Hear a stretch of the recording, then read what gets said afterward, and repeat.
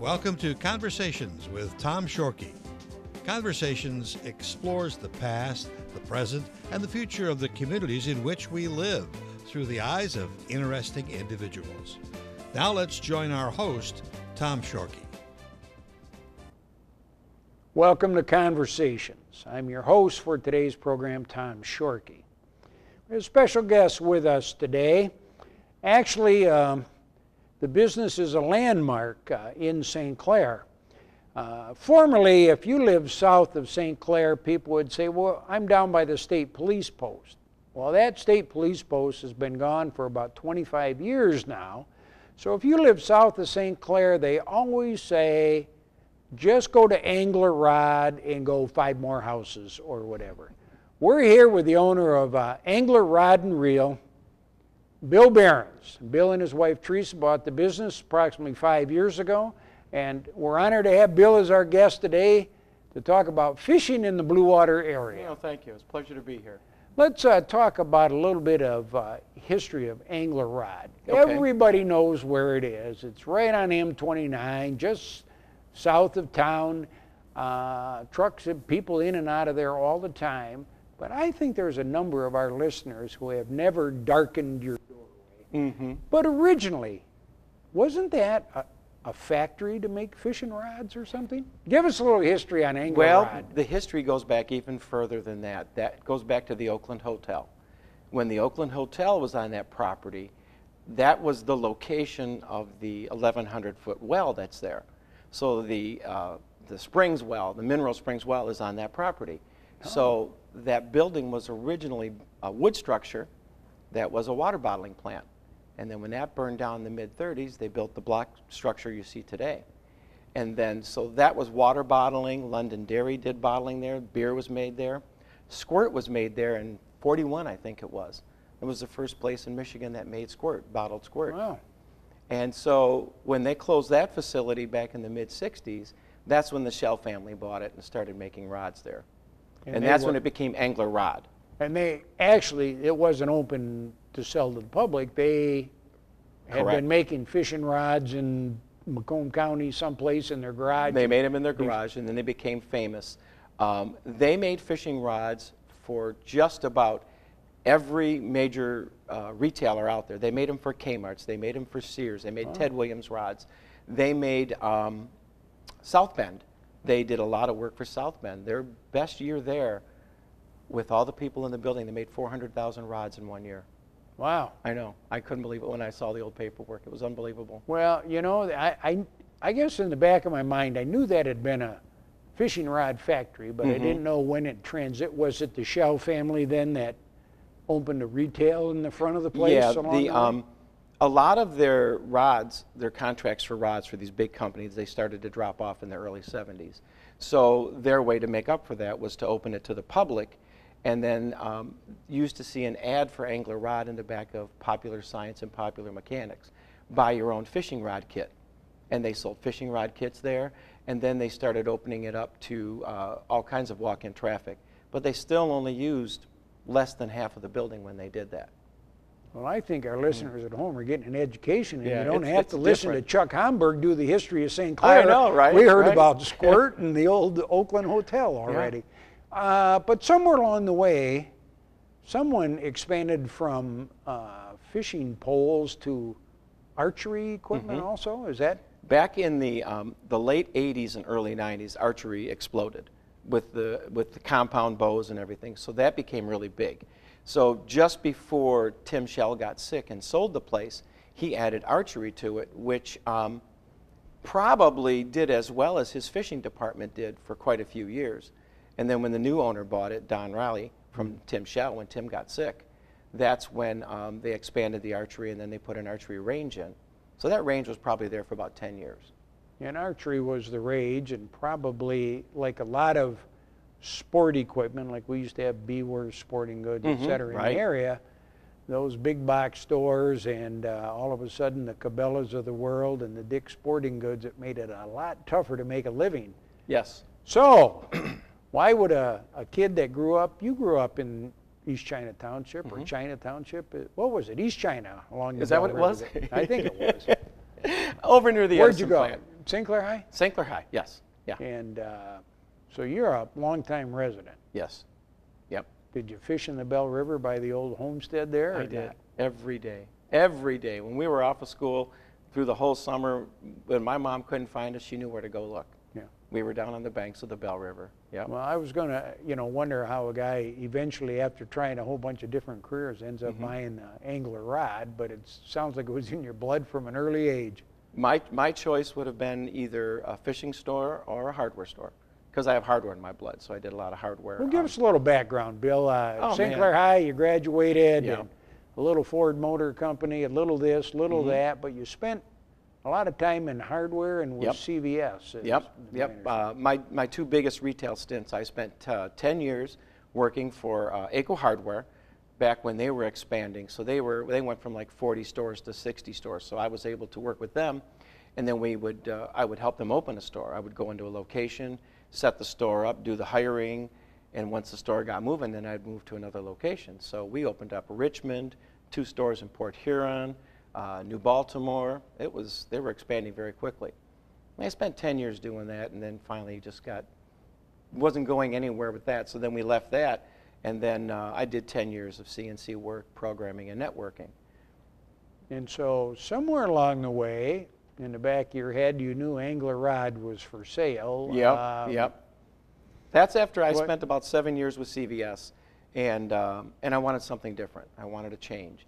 So I was heading home from work one day, and of course I talked to my wife every day on the way home. I'm heading home, and I said, angler rod has been for sale now for almost 2 years. I said, I'm going to see if I can buy the place. And she laughed and said, sure, Bill, go right ahead. You just go ahead and do that. And she found out I was serious when I went and had a meeting with the real estate guy, and we started to walk the building. So it was took about 6 months to pull it off, and it was a tight squeeze, but we were able to do it. Well, good. 5 years ago. Yeah. But since then, or about that time, the archery thing was starting to fall off a little bit. But you actually, before we start talking walleye fishing and bait, you actually added a component to that store that is really kind of your bread and butter go-to. And tell our listeners when I took over the store, we knew that something had to fill the gap that you had from fishing. So so there was some pet food in the store, and it was doing okay, but the quality brands weren't there. So that was one of the areas that we decided we had to really grow. So we worked the first 2 years expanding the pet food, adding new lines and stuff, and it's really paid off. That is now the bread and butter of the building. Fishing is fantastic when it's on, but when it's not on, you need something to pay the electric bills, and that's what pet food and bird food does for us.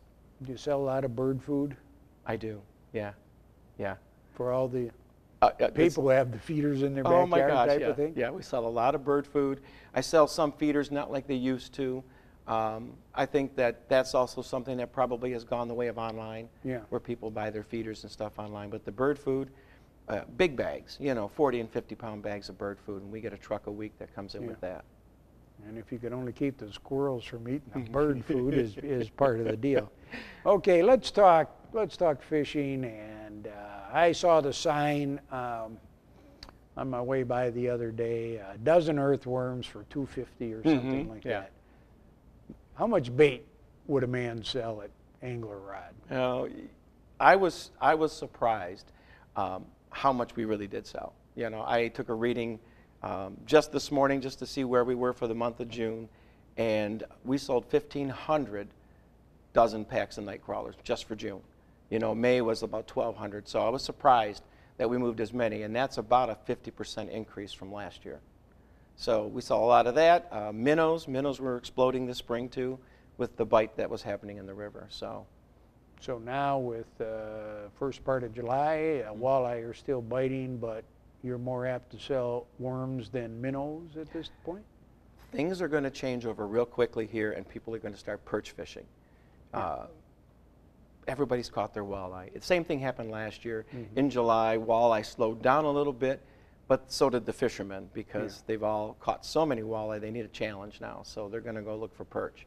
What do So- your old fishermen tell you about the phenomena right now where it seems like everybody I know that fishes thinks they're the expert because a walleye are practically jumping in their boat?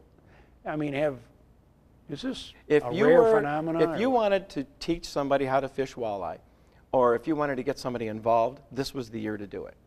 So many families were out there. It was unbelievable. Guys coming in and they've got their little kids, and I'm talking 3 and 4 years old, are going out and catching their fish. But if you talk to the old timers, none of them can remember a year where we caught fish this way. And I'm talking guys that are 70, 80, 90 years old that come in and they're just like, we've never seen it. You know, we caught fish in the early 80s that did really well, but nothing like this. And then they had, like last year they say it was really good, but a lot of the fish were small last year. We threw back 2/3 of what we were catching last year. Yeah. So those fish grew up this Okay, year. how come, why are there so many walleye this year? I think that there was so many classes of fish, classes of fish that did very well in Erie, and they've got to go somewhere. You know, Erie, the bait fish have moved out, and we've had a lot of bait fish move into the St. Clair River, and the walleye and everything else has followed them.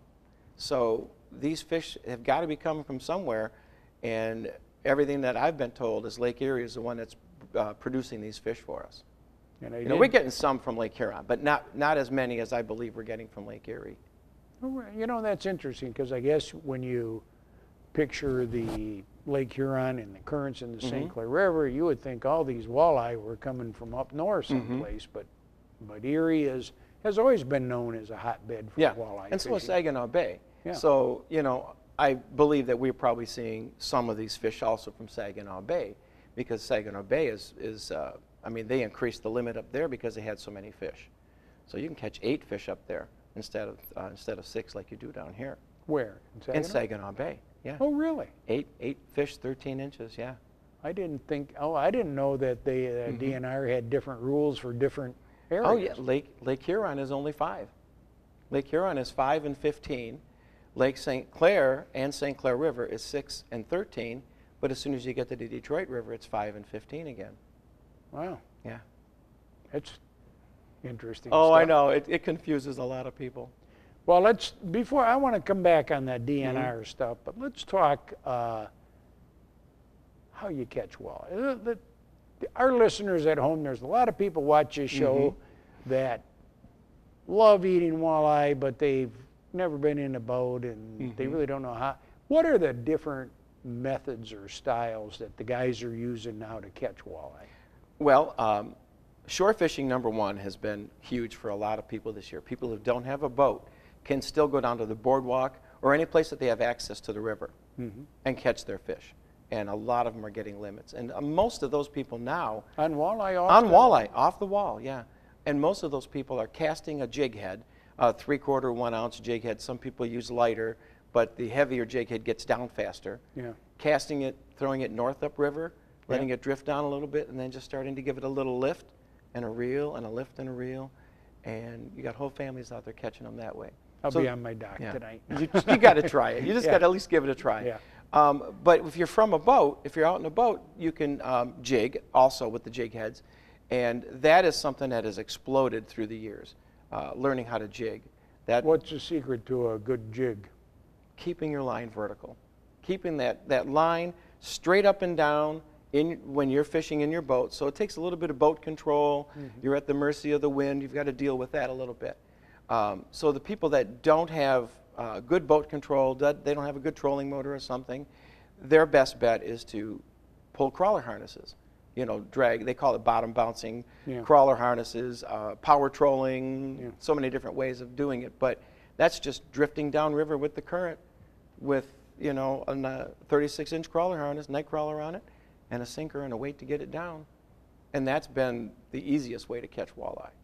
Wow. Yeah. That's Good been, stuff. Yeah. What, 10 people walk in your shop and they're going fishing. How many are from our immediate area, or how many are out-of-towners hauling their boats? During the week, probably 8 out of 10 are local. On the weekend, 9 out of 10 are from out of town. I don't think this community has any idea how many people come in from out of town, and I don't mean from like fishing, the Detroit fishermen coming up and fishing here, or Flint or Pontiac or any of these larger areas. I'm talking about from across the state, or from way down, you know, Ohio area. The amount of people this last 3 weeks that I've seen that have come in from Grand Rapids, Ann Arbor, completely on the other side of the state, Pentwater area, are heading over here for the walleye fishing. Well, the word must be out. The word gets out, sure it does. Yeah. And I suppose with Facebook and everything A little else that's Facebook going helps. Cell phones are fantastic for getting the information out. You know, Uncle Joe calls Bob over on the other side of the state and says, "You got to get here. I just caught my fish in 30 minutes." Yeah. No, they don't believe it, you know, so they got to come see it for Well, themselves. I did read the article in Times Herald the other morning about, you know, the traffic jams at the boat launches in St. Clair and in Port Huron and the DNR site. The article on boat etiquette was, yeah, that was good. Yeah. Yes, yes. And I thought the best tip was, I think it was the Port Huron Harbor Master said, if you see somebody's having a little problem backing their boat up, get out and help them. Because there are some of these people who get sideways in a hurry. Everybody is a first timer at some time. Yeah. You know what I mean? And there's a real trick and a knack to backing your boat up. You know, a lot of us that do it all the time can almost do it with our eyes closed, almost. Yeah. You know, and we can get the boat down in the water and back and park the trailer in 3 minutes. But some people have a hard time. And you got to be patient with them, and you got to give them a hand. Got to help them out. You know, we've DNR, and you know, the limit, as you say, for the St. Clair River is 6 fish per fisherman. They have to be at least 13 inches. Is that correct? Yep. There's some of these people that almost brag about how many fish they catch, and it just doesn't compute that they're just doing 6 fish. Right. How does that get monitored? I mean, how? Well, the DNR is out there, and I think the DNR has a lot of help from Border Patrol. You know, the Border Patrol's on every port of entry. They're on every launch ramp. They're all out there. So they know when they see somebody coming and going frequently. Yeah. So they know who the poachers are, and they also get a lot of phone calls, I believe, from people that report who's poaching. Or, other you know? fish, yeah. But you are able to go out there and catch and release fish too. So you can go out there and fish and have an afternoon and catch 30, 40 walleye.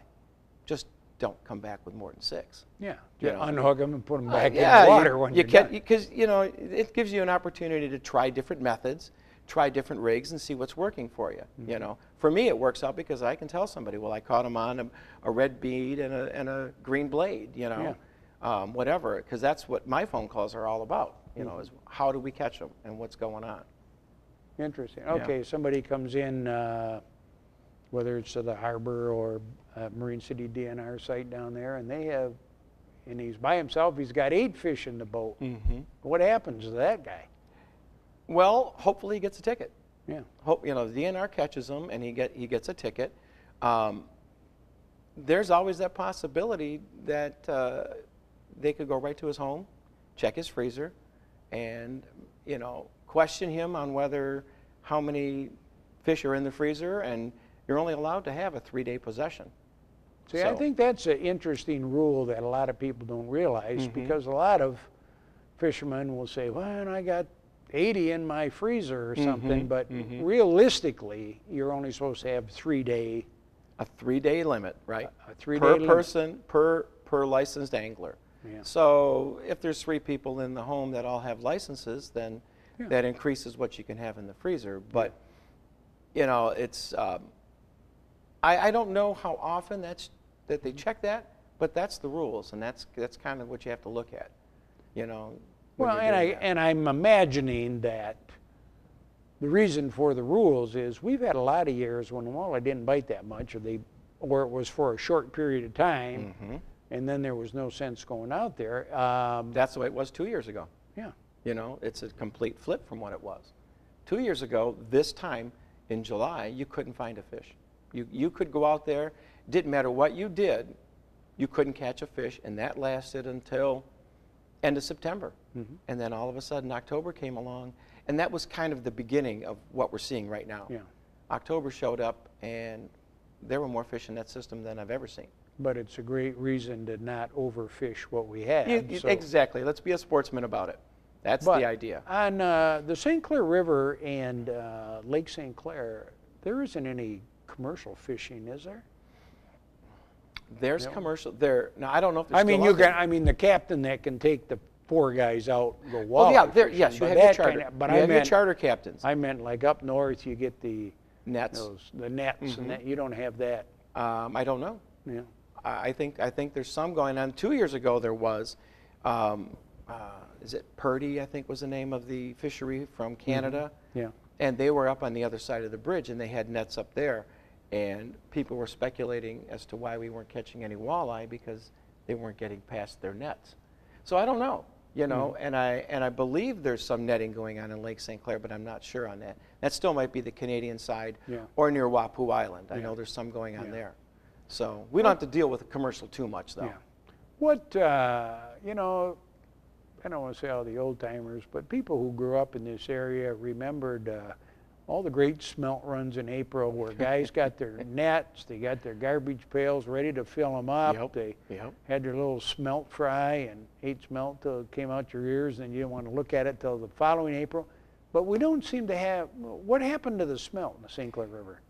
You know, I don't know if I have a good answer for that. You know, all we can do is speculate, you know. I think part of it had to do with the river cleaning up. You know, the river is much cleaner than it was back in the 70s when we used to do that smelt dipping. Everybody had a smelt net. You could buy a smelt net at any party store. Yeah. They were everywhere. Every year in April, people will start calling the store. Have the smelt started running yet? You have your diehards that are waiting to go out. We hardly get any reports ever of any smelt. And then the guy that I get my bait from will go out and net minnows. He's the one who will tell me, well, I see smelt out there right now, Bill, but they're running down the middle of the river. They're not anywhere near shore. So what's changed? I don't know. You know, did they become forage for a bigger fish? You know, and we had an issue with that with king salmon or something. I don't know. I don't know what ate all the smelt, but they're not like they used to be. No. Somebody just asked me that the other day, and I said, I got the expert coming. We'll ask him that question. You and your wife have been in the business now 5 years. Yep. What's the best part of owning an angler rod and reel? Getting up in the morning and just going to work and knowing that it's mine. Yeah. You know, I'm not getting rich. Yeah. You know, I'm rich in the sense that I have so many more people that I know personally now than I did before, even though I managed other stores and stuff. And made a lot of friends along the way. And, you know, I can go home at night and feel good about what I got done. What's the toughest thing about being a business owner now, a small business owner? Oh my God, paying the bills. Yeah. That's the toughest thing. You know, who gets what part of that dollar just came in? Yeah. You know, we have to divvy it all up. So, yeah, that's Who taught you how to fish? Yeah, you know, it may be my older brother probably.